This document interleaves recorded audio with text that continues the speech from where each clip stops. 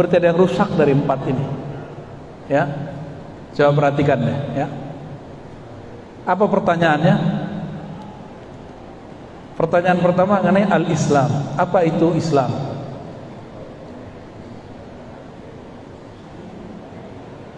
Lalu dijawab oleh Nabi Muhammad SAW dengan jawaban pilar-pilar yang zahir. Dimulai dari syahadat sampai kemudian haji dan umrah. Coba syahadat pakai lisan atau pakai kolbu? Pakai lisan. Tapi isi hati orang syahadat ketahuan ya. Kalau ada orang mu'alaf terus disyahadatin, kita tahu nggak dia beneran mu'alaf atau tidak? Nggak tahu. Pakai ini lisan. Sama, mohon maaf Pak ya, Bapak hormat ke atasan, belum tentu hatinya hormat. Bener ya? Sama, Bapak ini sujud di sini, belum tentu hatinya sujud kepada Allah. Jangan-jangan hormat itu bikin tersiksa, ya? Bener ya? Jangan-jangan membuat hati nggak nyaman.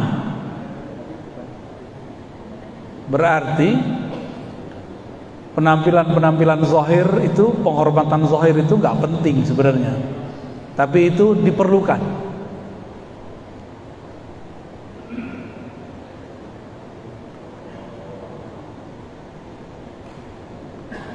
Cuma kalau ada orang bilang saya hormat kamu, tapi dia nggak menunjukkan rasa hormat, percaya juga nggak?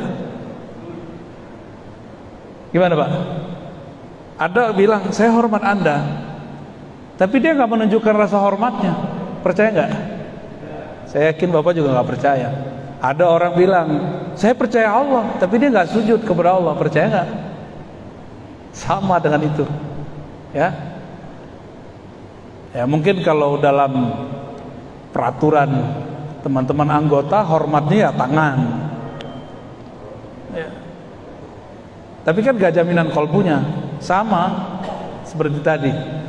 Nanti kita coba aplikasikan ke sana semua, ya. Maka al-Islam, pertanyaan pertama dari orang ini, apa itu Islam? Dijawab oleh Nabi, amal zahir. Kira-kira gitu kalau diterjemahkan. Ilmu yang belakangan disebut dengan fikih. Ilmu fikih, ilmu hadis, ilmu tafsir, ini ilmu-ilmu yang muncul dari ini. Maka kosakatanya, kalau dia belajar fikih, kosakatanya apa? Boleh, tidak boleh. Jadi kalau ada ustadz ngomongnya boleh, tidak boleh, halal, haram, berarti ustadznya fokus di bidang ini. Di zaman sekarang ada tren baru, ngomongnya bukan halal haram, ngomongnya sunnah bid'ah. Ya, ini sunnah, ini bid'ah. Ya, orang-orang bisa tengkar karena cuma ngomong begitu doang. Suami bisa cerai sama istrinya. Yang repot, ini bapak ini kan ninggalin istri di rumah, istrinya nonton ustadz begitu. Pulang-pulang bisa tengkar, Pak. Ya. Dan bukan 1-2 orang yang sudah cerai. Ya, jamaah saya yang udah cerai udah banyak karena masalah ini. Suaminya ikut kita, istrinya tidak, sudah cerai. Istrinya ikut kita, suaminya tidak, cerai juga. Ya. Suaminya kerja di bank, dia mengharamkan bank, ya salam. Ya. Nah itu terjadi sering. Jadi di otaknya itu kosakatanya boleh, tidak boleh, halal, haram. Ini orang baru belajar 1/4 agama. Itu pun belum sempurna. Karena kalau sempurna, di dalam fikih itu ada yang disebut dengan mazhab, aliran. Dalam satu mazhab itu ada metodologi. Jadi hukum itu nggak kaku, hukum normatif itu nggak kaku, nggak bisa ini pakai ini gitu. Contohnya, sentuhan sama istri, batal kan biasanya, benar. Tapi itu ada pilihannya sebenarnya. Kalau tidak berdesir itu boleh tidak mengulang. Itu dalam fikih ada perdebatannya. Ada perdebatannya di situ. Contoh subuh, ada yang kunut tidak kunut, sholat di awal atau di akhir waktu, itu pilihan-pilihan semua. Ada faktornya yang sudah di luar ibadah mahdhah, ibadah inti, seperti tradisi yang bermuatan ibadah. Contohnya ada orang meninggal baca doa, yasinan, tahlilan. Nah ini jadi problem panjang ini. Bagi orang yang dia baru mempelajari satu model, maka yang lain dia salahkan. Kebetulan dia lagi dapat tahlilan bagus, maka yang nggak tahlilan dia serang gitu. Yang nggak suka tahlilan juga mengatakan, wah ini salah. Akhirnya yang terjadi, orang beragama itu jontok-jontokan karena fokusnya baru di seperempat ini. Ini boleh kita sebut hukum normatif beragama, dan itu baru seperempat dari agama. Ya, kalau anggota boleh berjenggot nggak, Pak? Nggak boleh ya? Nggak boleh, bener ya. Itu ada ajaran satu kelompok yang mengharuskan jenggot.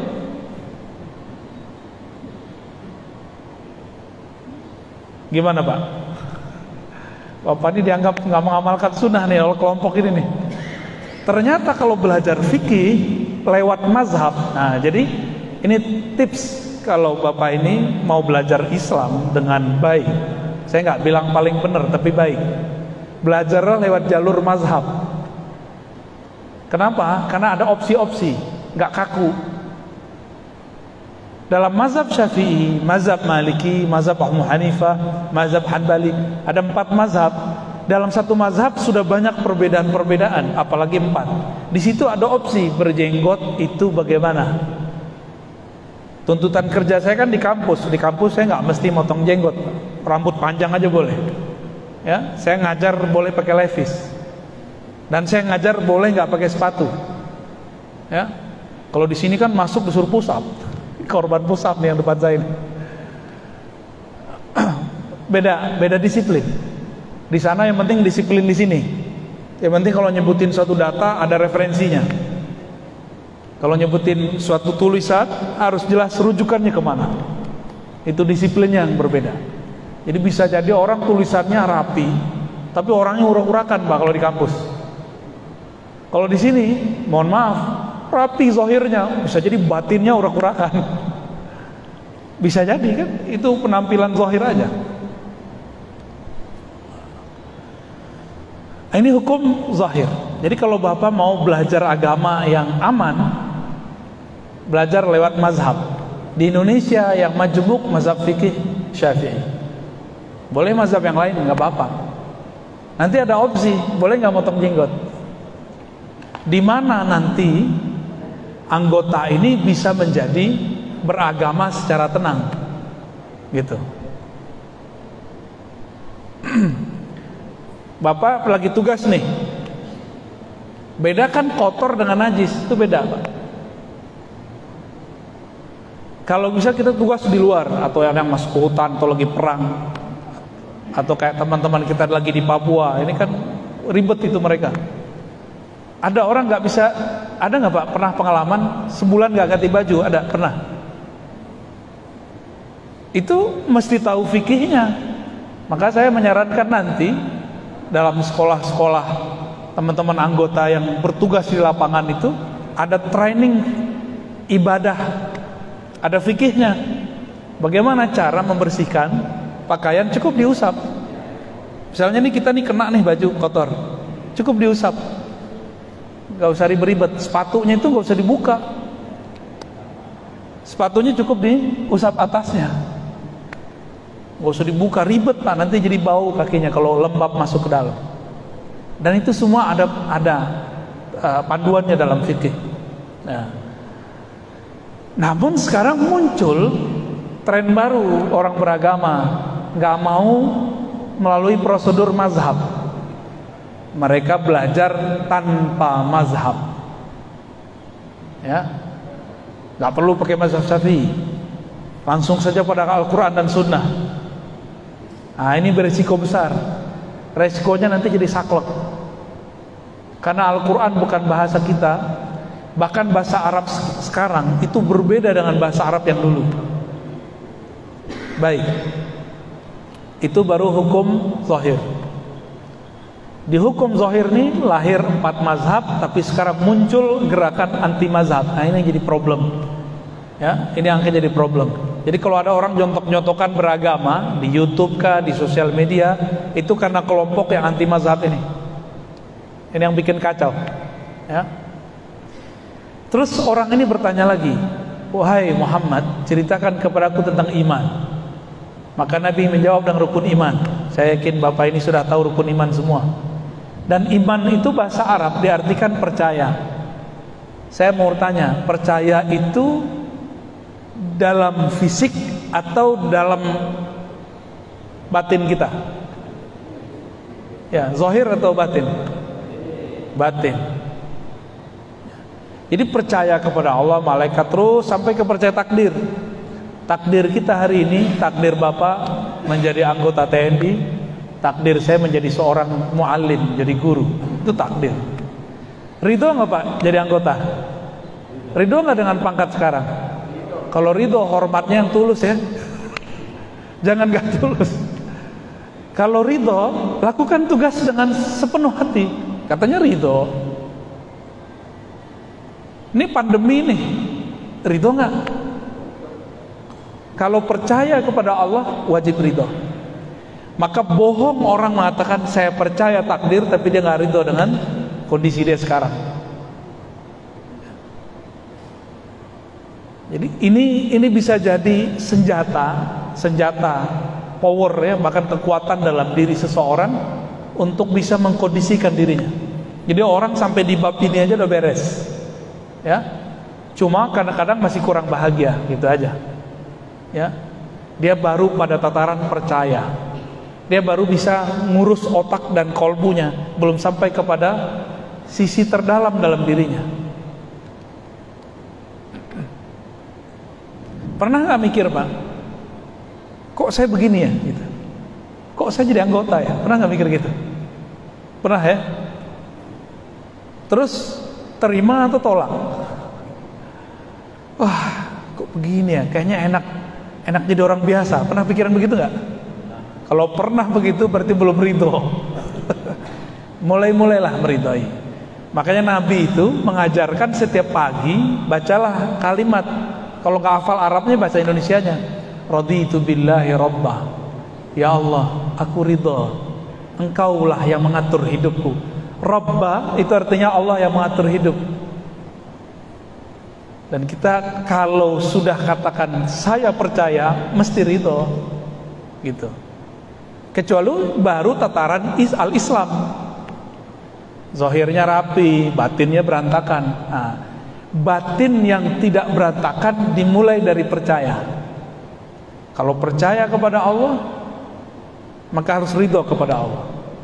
Ya. Kalau kerja ada di kantor ada CCTV Pak? Ada. Dulu nggak ada ya. Semenjak ada CCTV ada perubahan nggak? Lebih rapi nggak? Ya karena dilihat ya. Berarti kita ini baru al-Islam, belum iman. Jadi orang kalau dia rajin karena ada CCTV, dia baru Islamnya seperempat, agamanya baru seperempat, belum sampai iman. Karena kalau iman, dia sudah percaya ada Allah yang melihat, ada malaikat yang mengawasi, ada nabi, ada rasul, ada hari kiamat, ada hisab. Dihisab kita semua.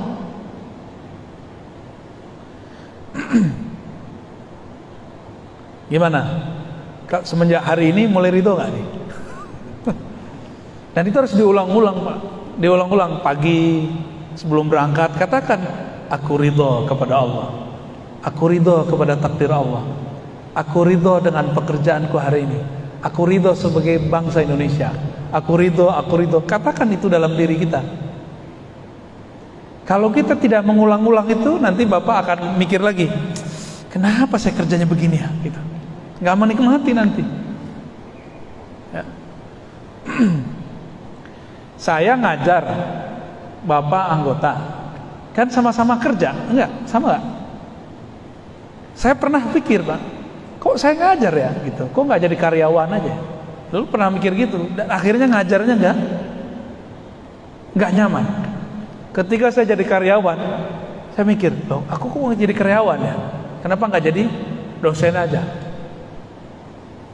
Dan waktu saya jadi karyawan, saya ngejek ustadz, pendakwah.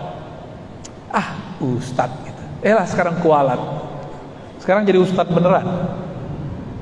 Tapi semua kita jalani dan saya mengatakan, aku ridho ya Allah, aku pasrah, engkau gerakkan apapun, aku terima. Semenjak sering mengatakan ridho, hidup saya jadi bahagia. Ya.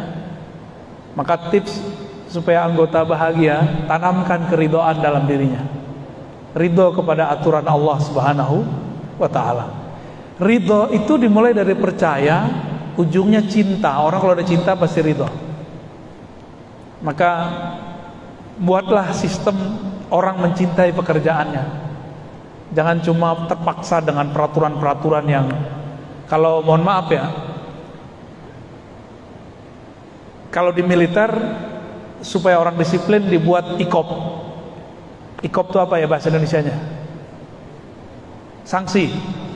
Kalau kamu salah begini, hukumannya begini. Begitu ya. Itu metode Al-Islam itu, Pak. Al-Islam zahir. Tapi kalau dalam metode Al-Iman tidak. Dalam Al-Iman diperbaiki. Kalau cuma diberi hukuman, batinnya belum beres, urusan sebenarnya belum selesai. Besok dia begitu lagi, besok ulang lagi, mau dihukum 1000 kali. Iblis itu dihukum, benar gak? Tapi dia tidak pernah memperbaiki kesalahan dia.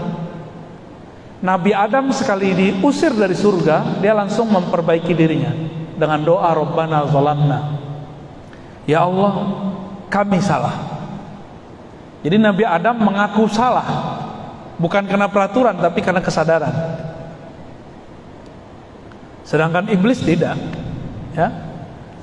Kalau beres di al-iman, maka agama kita sudah separuh benar. Ciri-cirinya tadi mulai percaya, mulai ridho. Ada yang nomor 3, namanya ihsan. Jadi orang ini bertanya, wahai Rasulullah, apa itu ihsan? Lalu Nabi menjawab, ihsan itu engkau beribadah seakan memandangnya, seakan engkau merasa dia hadir di hadapanmu. Boleh saya tanya Pak ya, kalau pimpinan lagi ada, semuanya jadi rajin gak? Bener. Kalau pimpinan lagi datang, kayaknya semuanya pura-pura sibuk, pura-pura lagi concern dengan pekerjaannya. Bener ya? Yang merasakan hadir itu bukan hanya tubuh ini, bukan hanya pikiran ini, tapi di dalamnya ada ruh. Bukan hanya lagi kolbu, tapi sudah sampai pada ruh. Kalau orang beribadah merasa memandang Allah, merasa Allah hadir, pasti sholatnya dibenerin, nggak mungkin buru-buru. Nah disinilah janggalnya kita.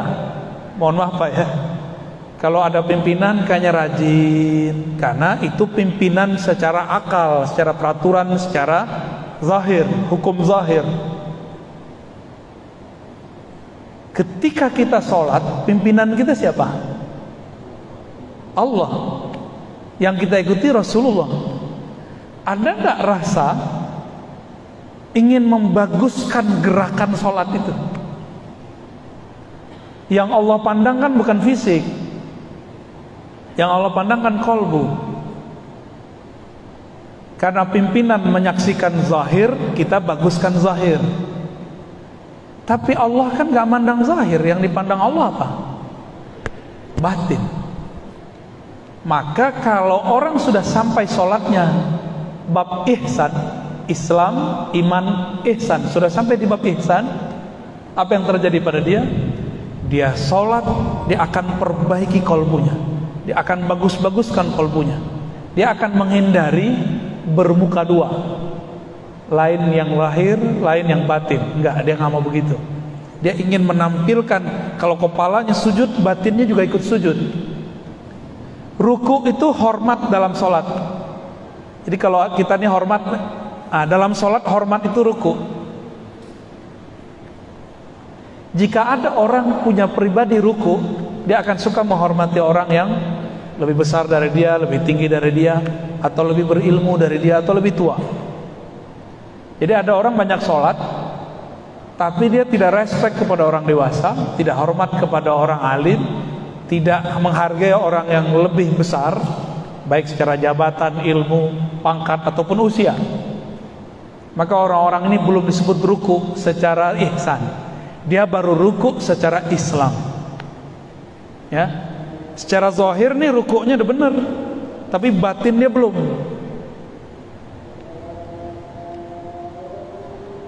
Mau nggak begini, Pak? Ada seorang perempuan bilang cinta kepada kita. Dia bilang, aku cinta kamu. Tapi yang dia mau sebenarnya gaji kita. Gimana? Zahirnya dia melayani kita, buatin minum, tapi batin dia nggak mandang kita. Yang dia pandang dompet. Ciri-cirinya satu aja. Kalau jajan belanjanya sudah berkurang, biasanya akhir-akhir bulan ya, mulai ketus. Berarti dia nggak cinta Bapak. Dia cinta dompet kita.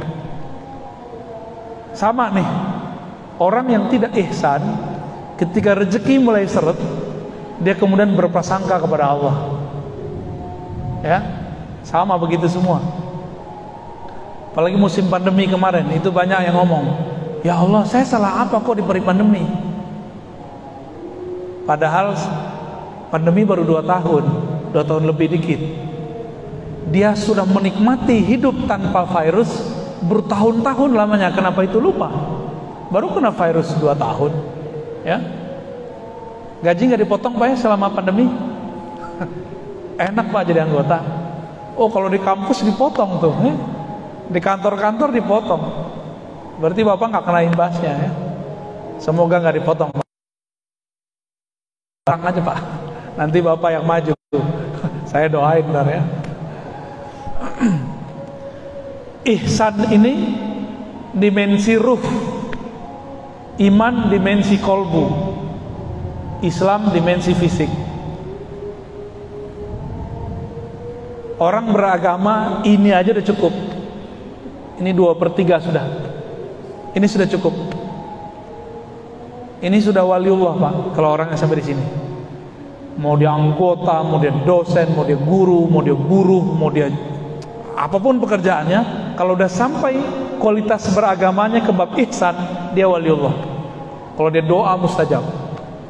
Kalau dia jadi umat yang sangat sayang kepada orang lain. Mau nggak jadi kekasih Allah Pak? Mau jadi wali kan? Wali Allah itu, wali itu artinya pelindung. Wali Allah bukan pelindung Allah. Wali Allah artinya yang mau melindungi hamba-hamba Allah. Anggota bisa jadi wali kalau di hatinya ada rasa sayang ke bangsa ini, lalu dia menyayangi setiap umat, semua rakyat yang ada di bangsa ini, dan dia tidak mau terjadi ada keburukan di umat ini, di rakyat. Itu wali itu orangnya. Ya. Kiai ustadz gak semua wali. Kiai ustadz yang wali, yang setiap hari berdoa supaya tidak ada konflik di umat, supaya tidak ada kerusuhan, supaya umat tuh saling sayang menyayangi aja.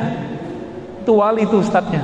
Tapi kalau ada ustadz sukanya menyulut perbedaan, jontok-jontokan, oh itu wali setan itu, walaupun penampilannya ustadz.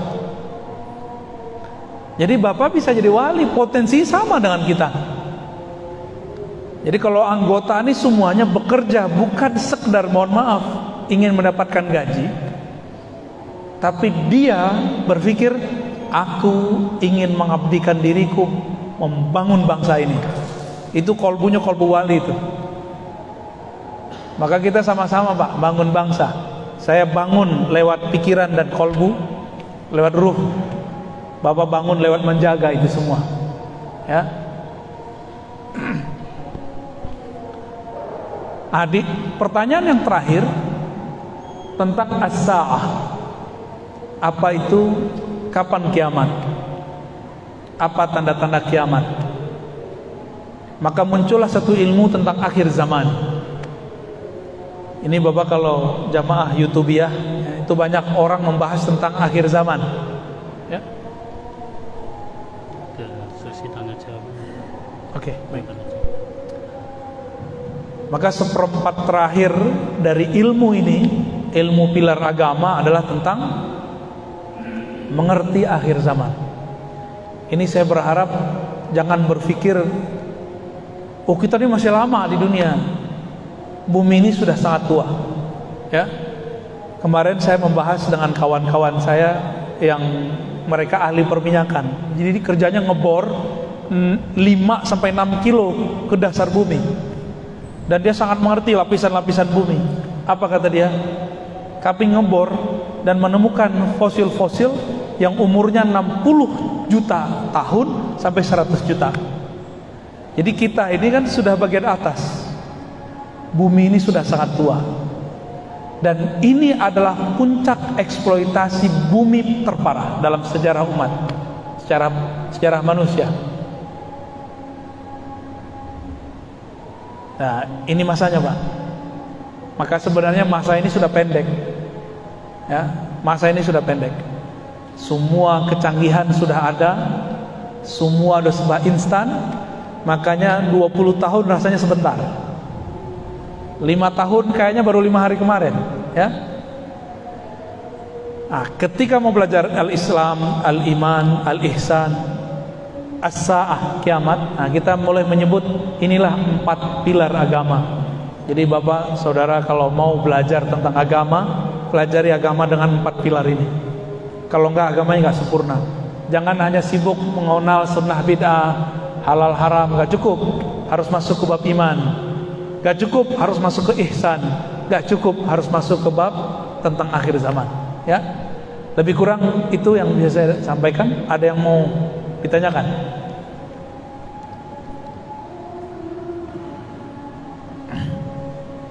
Kami bersahabat dengan sekali itu mengenai suatu hal di kawasan yang berbeda. Silakan ada yang bertanya.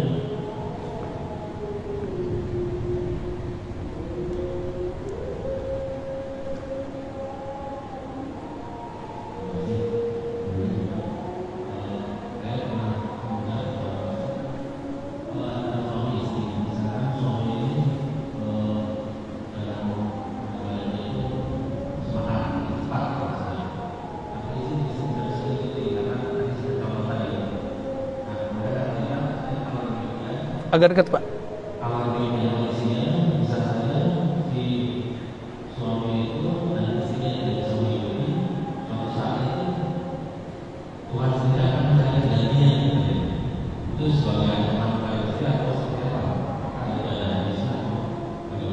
Paham, Pak, ceritanya. Ngerti pertanyaannya?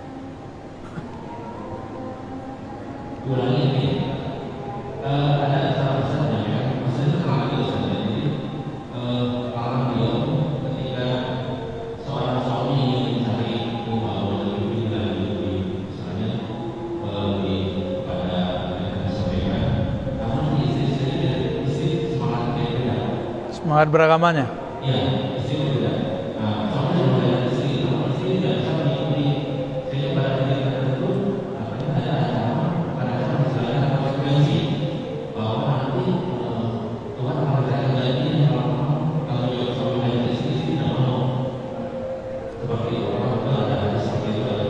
Mengenai tanggung jawab, ya, tanggung jawab. Pakai ini aja deh.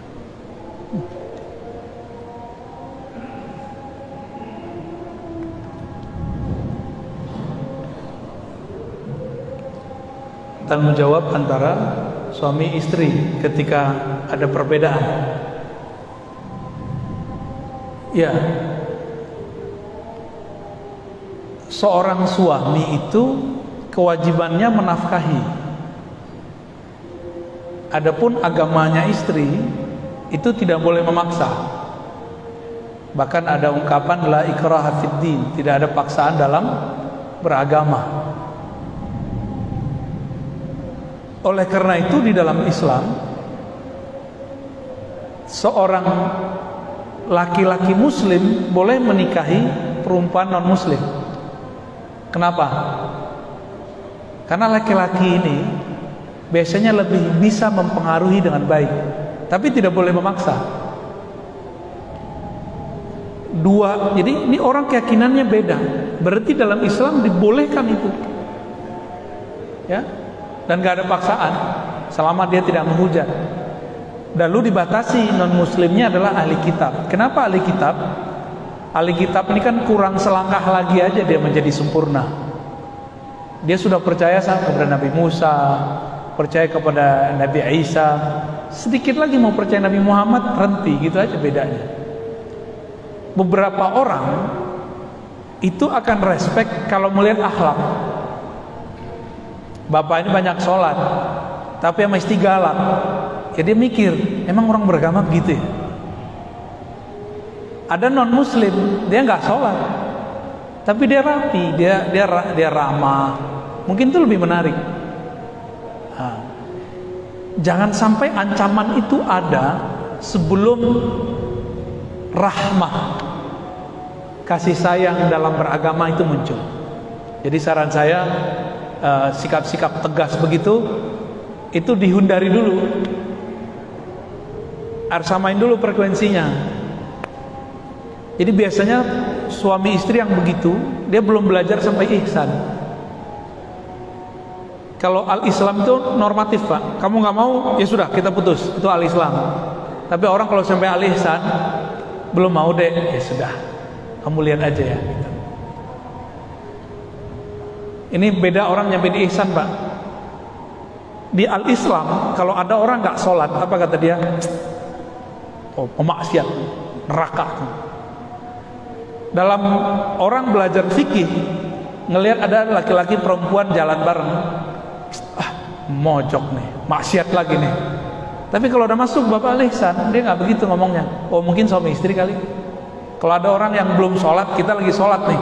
Oh mungkin dia lagi mengundur sholat kali. Mungkin dia sholatnya nanti. Jadi dalam al-ihsan itu rahmahnya yang dimunculkan, kasih sayangnya. Ancaman belakangan. Ini ciri-ciri orang kalau berdebatnya sudah sampai di al-ihsan. Saya benar, tapi Anda mungkin lebih benar gitu. Tapi kalau dalam bab al-Islam, Pak, saya paling benar. Yang beda dengan saya beda dengan Allah dan Rasulnya. Gitu. Kamu kalau nggak ikut saya, kita selesai. Ini orang-orang beragamanya baru sampai seperempat, baru zahir-zahirnya. Nah, saya tidak menyarankan ikut ala begitu, Pak. Ya, kita beragama jangan stagnan di al-Islam, harus masuk ke al-iman, masuk ke al-ihsan. Kira-kira gitu, Pak ya. Gimana? Ada lagi? Cukup? Ya. Assalamualaikum.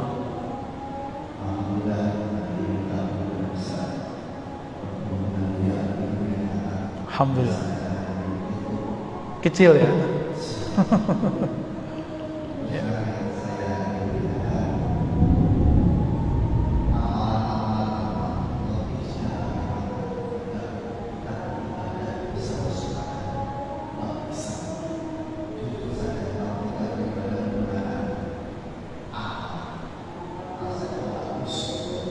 Ya. Ya, salam. Bagaimana cara supaya ibadahnya sampai kualitas ihsan? Jika ibadah zahir kualitas al-Islam, mesti ada mentor guru ngaji. Dulu ada guru ngaji nggak? Yang ngajarin rukun sholat, yang batalin sholat, syarat sholat. Lalu dicontohkan oleh guru. Karena guru kita mengajarkan yang zahir, kita mencontoh zahirnya, bacaannya, model gerakannya. Sampai kemudian saya yakin nih bapak-bapak ini waktu dulu masih anak-anak, itu sholat sering ngikut temannya tuh, ya, sering ngerjain temannya, canda-candaan, bener gak? Karena anak-anak dia sholat bukan dengan akalnya, juga bukan dengan kolbunya, tapi dia ngelihat gerakan fisik. Gitu. Lalu bagaimana cara supaya sholat sampai pada tahapan ihsan? Jika zahir harus ada mentornya, apalagi batin, apalagi ihsan. Supaya badan ini berotot, kita ikut fitness. Kalau anggota lagi awal-awal masuk kan gak perlu fitness, tapi kan ada komandannya, ada yang mentrainingnya. Push up sekian setiap hari, sit up sekian setiap hari, dan itu kemudian sampai jadi habit. Akhirnya gak perlu lagi ada pendamping. Saya kan bukan anggota, kalau pengen berotot saya datang ke tempat fitness dan saya bayar trainer biar tubuh berotot. Dan ada latihannya gak? Latihan itu bahasa Arabnya riyadhah. Apa arti riyadhah? Gerakan yang dilakukan berulang-ulang. Benar gak? Biar berotot, push up-nya berulang-ulang. Biar nembaknya jago, sekali dua kali itu berkali-kali. Dulu awal nembak langsung tepat gak Pak sasaran? Ya, sama. Kalau mau nembak kolbu juga ada latihannya. Ya. Itu kita sudah latihkan. Semua orang bisa, kan Bapak punya kolbu, bisa dilatih Pak. Akal pakai sekolah, kolbu pakai riyadhah. Riyadhah latihan. Tapi kolbu itu dia punya puncak terdalam namanya ruh. Ruh itu dia nggak butuh latihan, dia butuh ma'rifat. Ma'rifat itu kalau diterjemahkan knowledge, keilmuan, ilmu murni. Jadi kalau ada orang mengajarkan khusyuk dengan zikir, itu khusyuknya di kolbu. Kalau ada yang mengajarkan khusyuk itu gerakannya harus begini, berarti dia baru khusyuk pada fisik. Tangannya harus begini, sarungnya harus di atas mata kaki. Akhirnya debat di situ aja. Tahu kan perdebatannya? Jadi kalau dia khusyuk sholat bener itu baru pada tataran salana jingkrang, baju begini, gerakannya begini, itu zahir. Dan itu supaya bisa mencapai yang zahir harus berulang-ulang.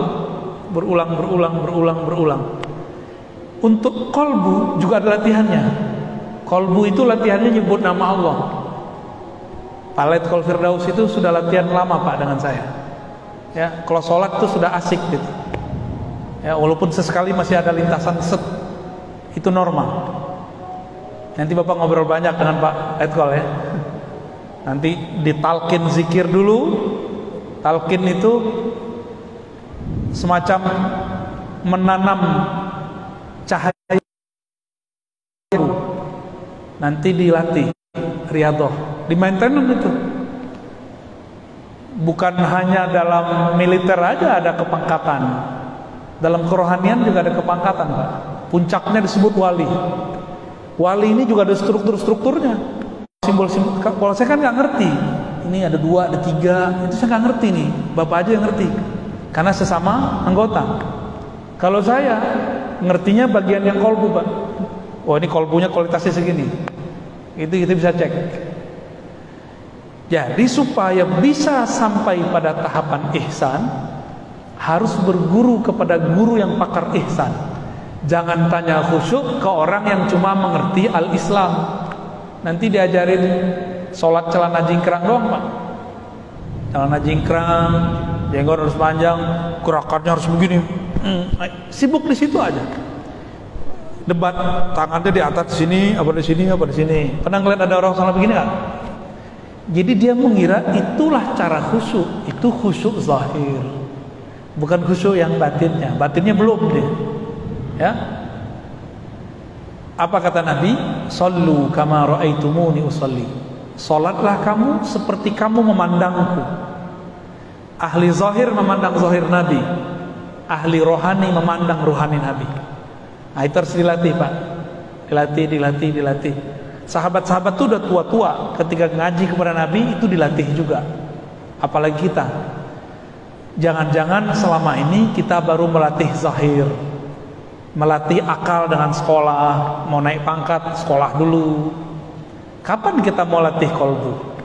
Ya, harus latihan Pak. Cuma sayangnya sekolahnya nggak ada yang resmi. Sekolahnya informal semua untuk kolbu itu. Tenang Pak, nanti kalau Bapak ngikutin terus ada latihan-latihannya, insya Allah ya, supaya lebih kaya rohaninya, nggak hanya hebat di sini, kuat di fisik, tapi juga ada kekuatan rohani, insya Allah ya. Harus berguru, ikut latihan dia, ridho kepada Allah, nanti insya Allah nyampe di sana ya. Gimana? Cukup? Udah jam 1? Masih ada? Tadi di belakang ada satu orang. Oke, silakan.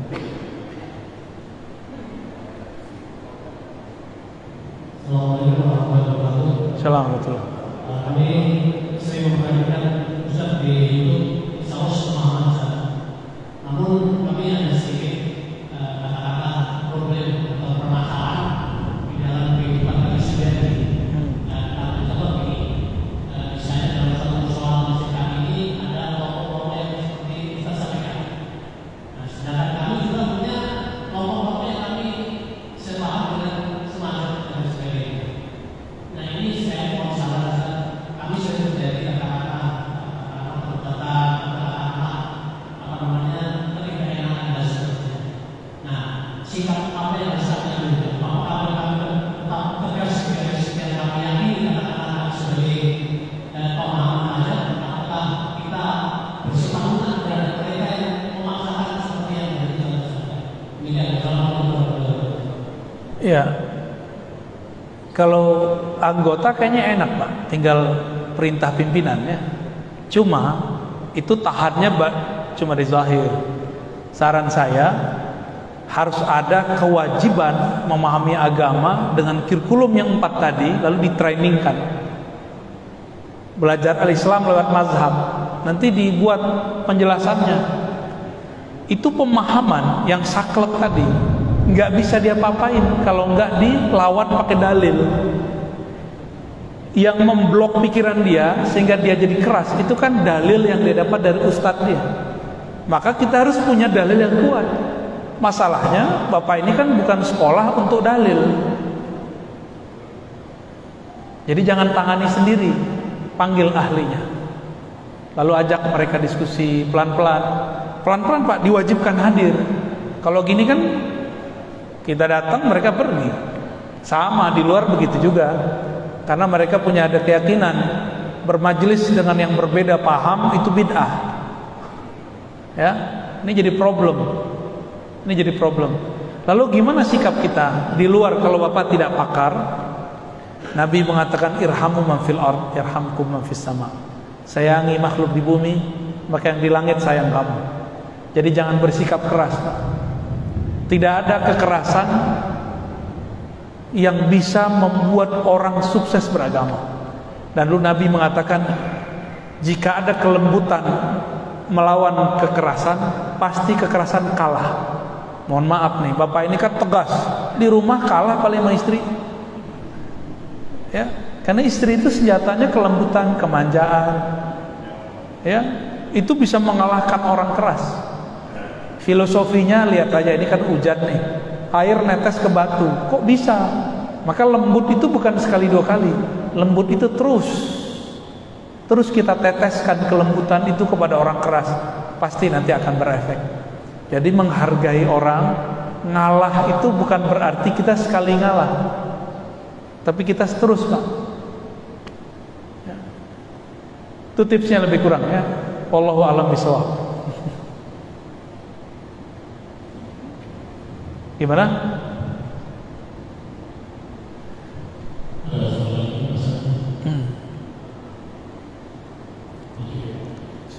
Baik, Bapak Ibu sekalian, saya kira mungkin satu saja. Insyaallah kajian kita pada saat hari ini adalah kita sukan. Mudah-mudahan kita dapat mengambil hikmah manfaat untuk yang disampaikan oleh Bapak Ustaz. Amin. Alhamdulillah, banyak masukan dan kita dapat bisa dari mungkin psikologi. Baik, Bapak Saudara yang dimuliakan Allah. Jadi kenapa ada kawan kita saklek, kawan kita keras? Karena dia beragamanya baru 1/4 yang pertama. Dan saya berharap bapak-bapak ini menjadi contoh nanti orang yang memulai belajar agama dari 4 sisi itu. nanti akan menjadi lebih adem, beragamanya lebih luas, nanti akan gampang menghargai orang. Saya tutup dengan kalam Imam Abu Hanifah, a'lamun nas bid-din a'lamuhum bil khilaf. Orang yang paling mengerti agama, orang yang paling mengerti cara berbeda. Ya, mari pelajari perbedaan-perbedaan itu, kita nanti akan hidup lebih nyaman, lebih soft, lebih bahagia. Ya, insya Allah. Demikian dari kami, semoga bermanfaat. Wassalamualaikum warahmatullahi wabarakatuh.